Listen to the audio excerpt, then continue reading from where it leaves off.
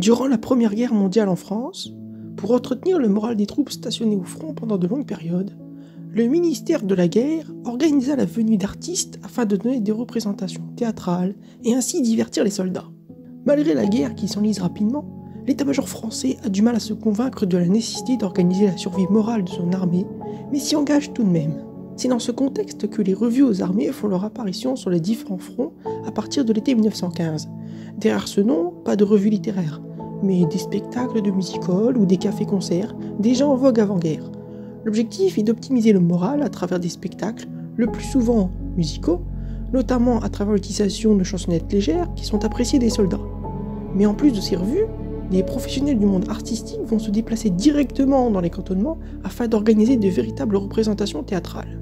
La première séance de théâtre aux armées eut lieu le 9 février 1916, après de longues négociations avec le ministère de la Guerre et les autorités militaires. En toile de fond, des hommes de lettres multipliant les représentations à Paris afin de financer ces dernières. Au début, les conditions de représentation sont sommaires. On utilise de simples tréteaux et quelques planches afin de constituer la scène. Mais ce n'est que bien plus tard que des espaces scéniques démontables seront conçus et standardisés. Au total, plus d'1 million de soldats assistèrent à ces représentations. Au titre des distractions de la Grande Guerre, il y eut également le cinéma. Ce dernier fut d'ailleurs également un loisir très censuré. La dite censure est donc installée à partir du mois d'avril 1915 par le ministère de la Guerre.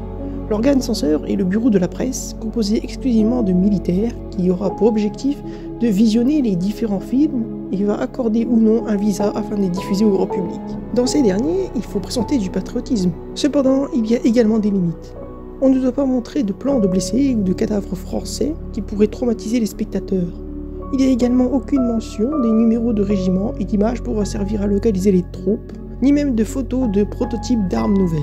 En avril-mai 1915, il y avait quelques cinéastes qui continuent à tourner, la plupart du temps des films propagandistes. C'est notamment le cas du cinéaste Henri Poctal, dont on peut citer par exemple le film Dans la rafale. Le cinéaste Louis Feuillade, quant à lui, tourne Les Fiancés de 1914, Le Calvaire et la première série des Boutzans, incarné par l'acteur René Poyen. On peut citer par exemple le film Boutzan pacifiste, Boutzan et patriote, ou encore Boutzan à la gale, qui n'a pas d'autre ambition que d'amuser.